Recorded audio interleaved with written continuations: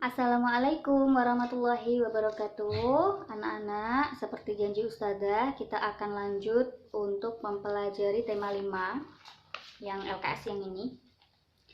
Kalian siapkan dulu LKS-nya. Kalau belum siap, kalian bisa post dulu video dari Ustazah ini, baru kalian siapkan. Kalau sudah siap, bisa kita lanjutkan. Kalian bisa play kembali video dari Ustazah. Nah, kemarin kan Ustazah sampaikan, Ustazah mau menerangkannya per subtema. Tapi setelah Ustazah pikir-pikir, sepertinya lebih baik Ustazah terangkan per mapel saja, supaya kalian juga lebih mudah memahaminya. Apalagi kan kita mau persiapan tas penilaian akhir semester, jadi akan jauh lebih baik kalau Ustazah terangkan per mapel, dan memang Ustazah mulai sejak awal, sejak subtema 1. Ya, jadi supaya kalian juga lebih jelas lagi gitu. Pertama Ustazah akan bahas yang bahasa Indonesia dulu. Bahasa Indonesia kita akan bahas tentang teks non-fiksi. Sebelum kita masuk ke teks non-fiksi, kita harus tahu bahwa jenis teks itu ada 2. Kalau dilihat dari tujuannya itu ada 2, ada teks fiksi sama teks non-fiksi. Kalau teks fiksi kalian bisa lihat ciri-cirinya, bedanya apa, ciri-cirinya seperti apa, bisa dilihat pada LKS kalian halaman 10. Nih, di sini ada ciri-ciri teks fiksi sama ciri-ciri teks non-fiksi. Teks fiksi itu teks yang berisi sesuatu yang tidak berdasarkan fakta. Jadi bisa hayalan, bisa karangan gitu ya, bukan fakta. Tapi kalau teks non fiksi itu berisi fakta-fakta. Contohnya nggak usah jauh-jauh deh. Contohnya kayak LKS kalian. Ini isinya kan ilmu, isinya pengetahuan. Jadi nggak bisa dikarang karena pengetahuan itu kan harus dipertanggungjawabkan, jadi nggak bisa dikarang. Itu masuknya ke teks non fiksi. Jadi LKS kalian ini sekumpulan teks non fiksi semua. Contoh lainnya misalnya sejarah atau biografi kehidupan seseorang. Contohnya ini Ustazah punya buku Sirah Nabawiyah Muhammad. Nah, ya, jadi ini termasuk termasuk buku non fiksi, isinya berupa sekumpulan teks non fiksi, karena di sini menceritakan tentang Rasul dan nggak boleh dikarang, harus sesuai, dan juga ada fakta-faktanya, ada hadis-hadis yang benar-benar sahih, jadi ceritanya bisa dipertanggungjawabkan gitu, nggak bisa dikarang seenaknya aja gitu, karena ini kaitannya dengan biografi seseorang. Jadi termasuk buku non fiksi, di dalamnya berisi teks non fiksi. Contoh lainnya kayak misalnya hadis, buku hadis itu juga termasuk teks non fiksi, karena nggak bisa dikarang juga ya, nggak bisa dikarang juga. Jadi contoh kayak gini nggak bisa dikarang juga, karena ini benar-benar harus sahih ya, karena ini berisi tentang pengetahuan. Sekali lagi, pengetahuan itu kan harus bisa dipertanggungjawabkan. Nah, sayangnya Ustazah nggak punya contoh teks non fiksi, cuman kalau di LKS kalian atau di buku paket kalian, di dalamnya kadang ada contoh cerita-cerita. Kayak kemarin waktu kita bahas gambar cerita di SBDP, itu kan ada cerita tentang Muti, Emi, sama Betty, itu masuknya teks non fiksi. Kenapa? Kita lihat ciri-cirinya. Karena teks non fiksi, masuknya teks fiksi ya, yang Muti, Betty kemarin masuknya teks fiksi. Nah, kayak apa sih ciri-cirinya teks fiksi yang bisa kita karang itu? Karena tidak berisi tentang fakta-fakta. Karena teks fiksi itu dipengaruhi oleh subjektivitas pengarangnya. Jadi terserah yang ngarang, mau kayak apa isinya, alur ceritanya seperti apa, itu terserah yang ngarang. Jadi yang membaca tuh hanya mengikuti aja.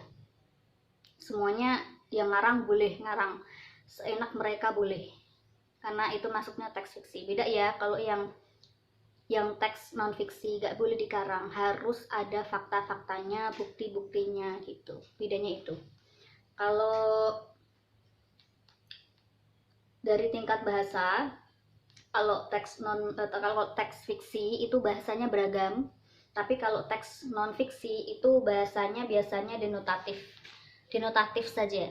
Kalau teks fiksi kan bisa denotatif itu makna yang sebenarnya. Misalnya dalam sebuah cerita, kalau yang di teks fiksi itu misalnya ibu sedang makan di meja makan, ya apa yang ibu lakukan kita gunakan menggambarkannya dengan bahasa yang sebenarnya, makna yang sebenarnya. Ibu makan, ya kita tulis makan gitu. Tapi kadang di dalam cerita itu kan misalnya ada orang yang sedang menangis terus bersedih, misal dalam cerita itu tokoh utamanya sedang menangis, bersedih, merenung, pengarangnya bisa pakai bahasa seperti ini: dia sedang meneteskan air mata, tiap tetesnya mengandung kesedihan yang mendalam, misalnya seperti itu. Padahal itu maksudnya cuman orang itu nangis gitu aja, tapi menggunakan bahasa yang lain, yaitu bahasa yang bermakna konotatif gitu ya, bisa denotatif, konotatif untuk teks fiksi. Selain itu, teks fiksi itu juga bahasanya itu ekspresif. Jadi ketika kita baca tuh seolah kita membayangkan ekspresi dari tokohnya gitu, karakternya gitu ya. Biasanya kalau pada webtoon atau pada gambar cerita kemarin kita bisa ikut membayangkan ekspresinya seperti apa, bahasa yang digunakan gitu ya, saling berkesinambungan. Jadi masuknya teks fiksi itu seperti itu. Jadi kalau kita baca tuh benar-benar tertarik ya, karena memang kebanyakan orang tertarik pada teks fiksi dibandingkan teks non fiksi. Orang lebih suka baca buku fiksi daripada buku non fiksi ya, meskipun ada kok, masih ada beberapa orang yang sangat menyukai membaca buku-buku non fiksi. Kemudian kalau teks fiksi itu berusaha menghidupkan perasaan atau emosi pembaca, sedangkan kalau teks non fiksi itu berbentuk tulisan ilmiah. Bedanya kalau kita lagi baca teks fiksi itu kita kayak ikutan menghayati ceritanya, menghayati apa yang disampaikan gitu. Kadang kita baca novelnya atau ceritanya atau teksnya itu ikutan nangis, ikutan sedih kalau ceritanya sedih, ikutan seneng kalau ceritanya seneng, ikutan ketawa kalau ceritanya itu tentang humor, ikutan ketakutan kalau ceritanya itu tentang cerita horor gitu ya. Itu teks fiksi. Tapi kalau non fiksi itu bentuknya ilmiah bisa dibuktikan gitu ya. Jadi contohnya kayak laporan, artikel, skripsi, itu ilmiah, bisa dibuktikan. Biasanya memang kaitannya dengan pembelajaran, kaitannya dengan pendidikan gitu. Jadi kita nggak bisa main-main, nggak bisa dikarang gitu, karena harus benar-benar sesuai fakta. Itu masuknya pada non fiksi. Nah, sekarang kalian kan sudah tahu perbedaan antara teks fiksi sama non fiksi. Kita fokus pada yang non fiksi ya. Coba kita buka halaman 47, membuat teks non fiksi. Kayak apa sih prosesnya membuat teks non fiksi? Ustazah sarankan kalian siapkan pensil atau stabilo atau spidol atau pewarna, terserah kalian. Yang penting kalian bisa menggarisbawahi apa yang Ustazah minta untuk kalian garisbawahi dan perlu dihafalkan. Selain kalian pahami, kalian juga perlu menghafalkan, karena siapa tahu nanti ada soal yang menanyakan mengenai cara membuat teks non fiksi. Di sini pada paragraf kedua, kalian bisa menemukan cara membuat teks non fiksi. Yang pertama, tentukanlah dahulu tema teks atau gagasan. Contohnya misal kalian ingin membahas tentang SDBUKI. Berarti temanya tentang SDBUKI. Itu temanya. Misal sudah kalian tentukan ya. Kemudian yang kedua, kumpulkan informasi yang berkaitan dengan tema teks. Berarti kalian setelah menentukan temanya SDBUKI, kalian kumpulin tuh informasinya. Bisa melalui gurumu, bisa melalui wali kelas, bisa mungkin kalian berkunjung ke ketua yayasan, atau mungkin kalian bisa berkunjung ke kepala sekolah untuk menanyakan seluk-beluk semuanya tentang SDBUKI, seperti lokasinya, kemudian sejarahnya SDBUKI, terus perjalanan SDBUK bisa sampai sekarang, terus berapa jumlah kelasnya, berapa jumlah siswanya, terus berapa jumlah gurunya, kemudian setiap kelas itu ada berapa rombel, setiap kelas ada berapa siswa, terus banyak dan fasilitas apa saja yang ada di SDBUK, pembelajarannya apa saja, muloknya ada berapa, pembelajaran dinasnya ada berapa. Jadi kalian benar-benar harus mencari tahu informasi, dan itu informasinya nggak boleh ngarang, karena teks non fiksi tadi kan harus dipertanggungjawabkan, harus sesuai fakta, jadi nggak boleh ngarang. Jadi kalian benar-benar harus cari informasinya, kayak bertanya, atau kalian bisa cari di Google atau internet mengenai SDBUK kalau ada. Jadi ketika kita mau memberikan fakta itu harus dikenakan, harus ada buktinya, kayak misalnya tadi kan wawancara bisa. Kalau nyari di Google biasanya kalian juga harus menyertakan sumbernya, kayak misalnya kalian mungkin tahu tentang SDBUK sumbernya dari Kompas, itu pun harus kalian sampaikan gitu. Jadi nggak main-main kalau membuat teks non fiksi, itu nggak main-main karena harus bisa dipertanggungjawabkan.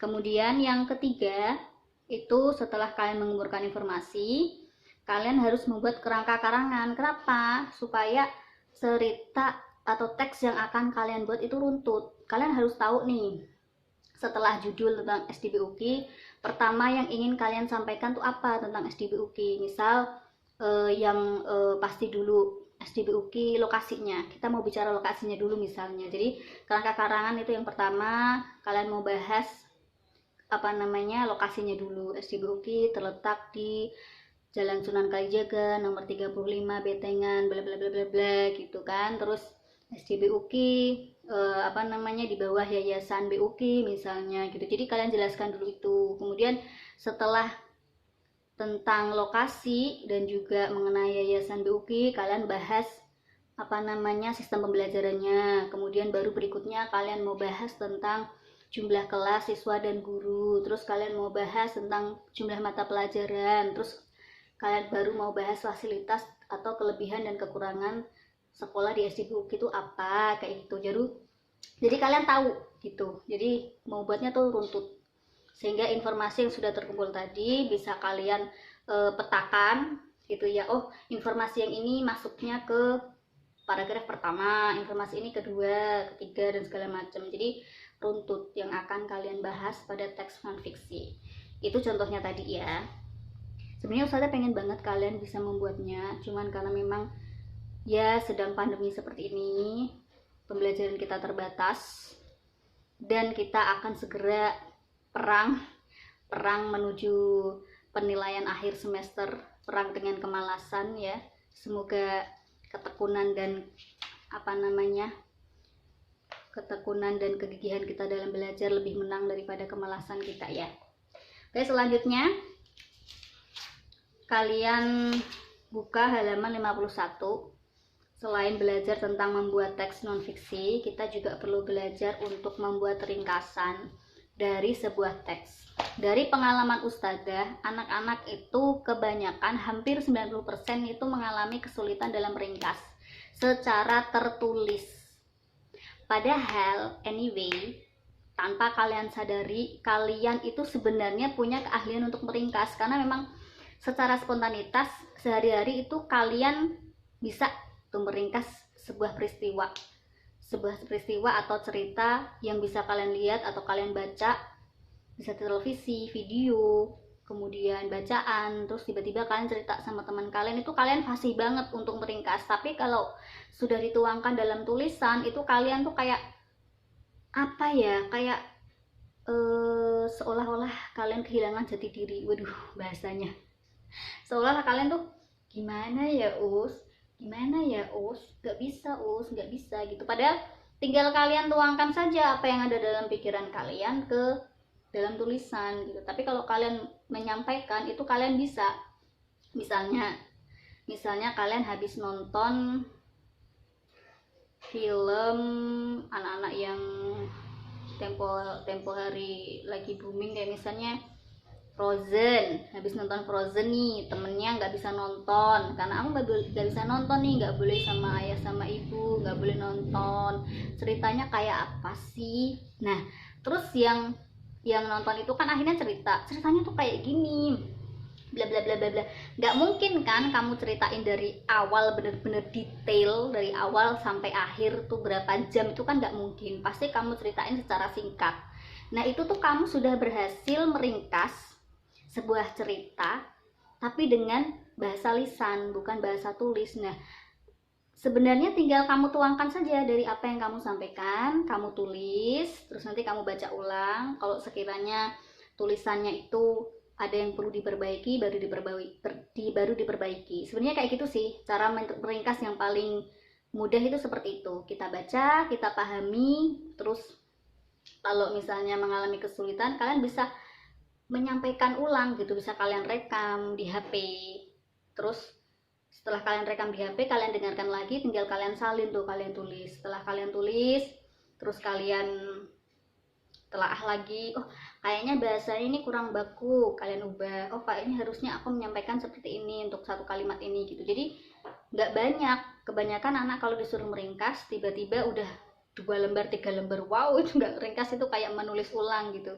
Karena apa? Tidak ada rasa kepercayaan diri. Padahal kita tuh sering sekali meringkas sebuah cerita itu tanpa kita sadari, cuman kita seringnya secara lisan, jarang sekali dengan cara tulis. Padahal kita tinggal tuangkan, koreksi, terus perbaiki sedikit, udah gitu aja, mudah banget kok.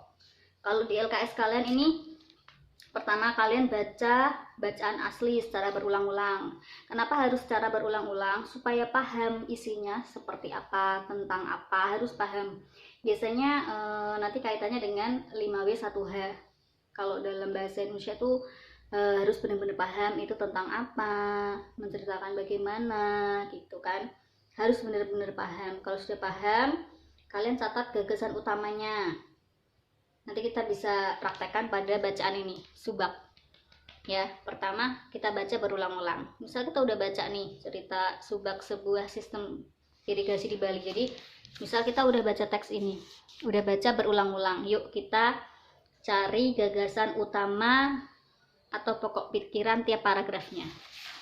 Untuk paragraf pertama, apakah kalian sudah baca? Sudah, sekilas sudah baca dan menemukan ide pokoknya? Alhamdulillah mudah banget untuk di teks ini. Jadi pada paragraf pertama, gagasan utamanya itu, subak adalah kelompok petani di Bali yang bertugas mengatur dan mengelola sistem pengairan sawah dalam bercocok tanam. Nih, kalimat pertamanya inilah gagasan utamanya. Kalian bisa tulis lengkap kalimatnya atau kalian bisa ringkas kalimat utamanya nih. Boleh diringkas tapi tetap intinya. Yaitu subak itu kelompok petani di Bali yang bertugas mengatur dan mengelola sistem pengairan sawah dalam bercocok tanam. Kalian bisa garis bawahi dulu. Sudah. Dalam proses garis bawahi bisa di-pause dulu. Terus nanti setelah selesai bisa play lagi. Kemudian kita cari gagasan utama di paragraf kedua. Nih.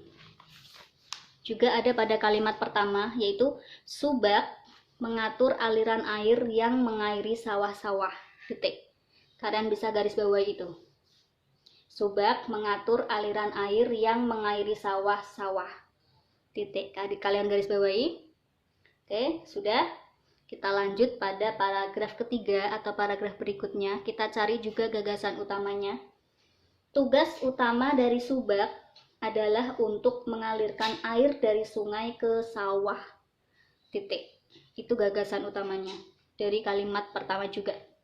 Tugas utama dari subak adalah untuk mengalirkan air dari sungai ke sawah. Oke, sudah.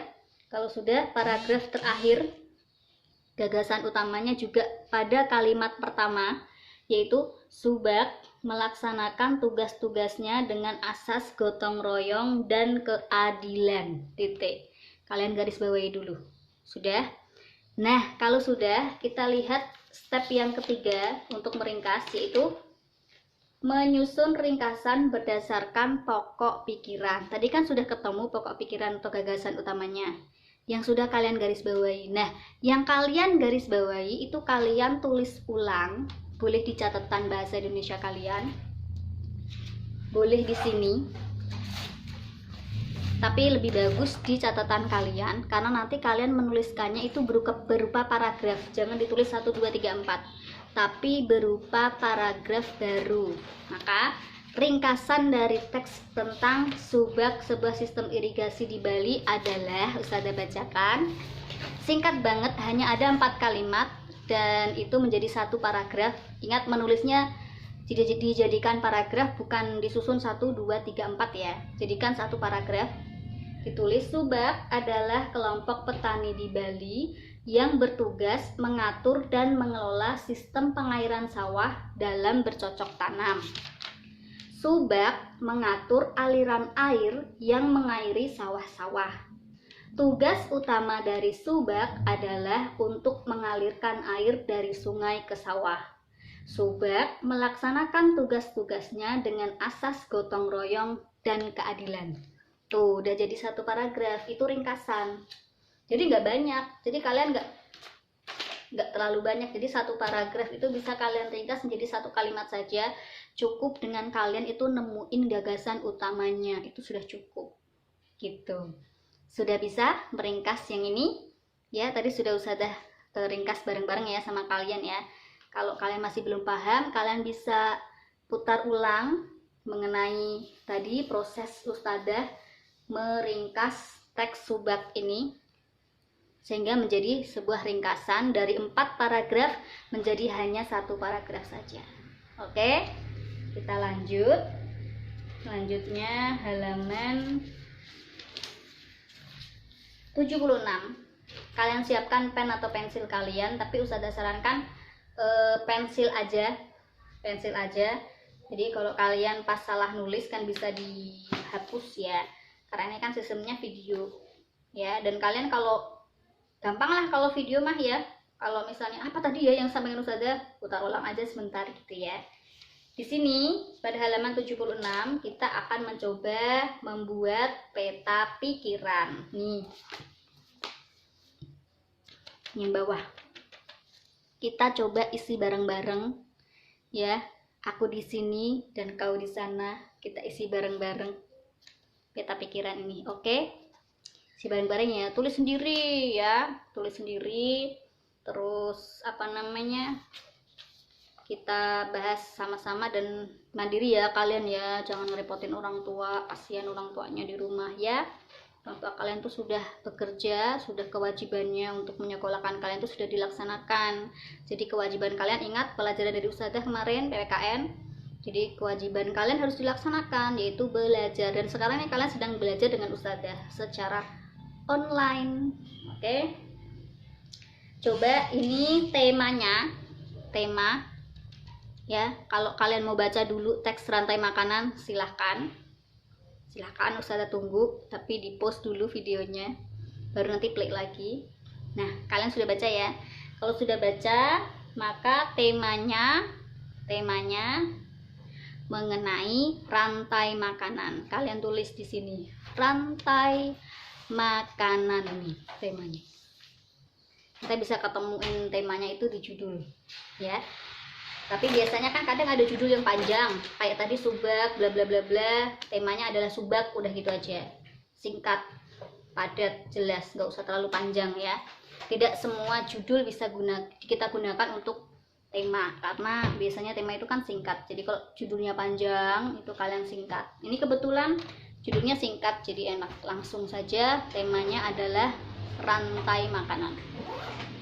Kemudian pikiran utama pada paragraf 1 kita lihat, itu terletak pada kalimat pertama. Kalian garis bawahi dulu itu kalimat pertamanya, yaitu ini, rantai makanan adalah peristiwa memakan dan dimakan antar makhluk hidup menurut urutan tertentu. Kalau sudah kalian garis bawahi, kalian tulis ulang di sini ya, yang tulisannya gede-gede kayak siapa kemarin ya, ada yang tulisannya gede-gede banget, tolong tulisannya agak dirampingkan sedikit ya. Kalau misal agak kesusahan ya mungkin minum slimming tea ya, biar tulisannya agak ramping gitu ya. Jangan lebar kayak Ustazah, nanti nggak muat gitu ya.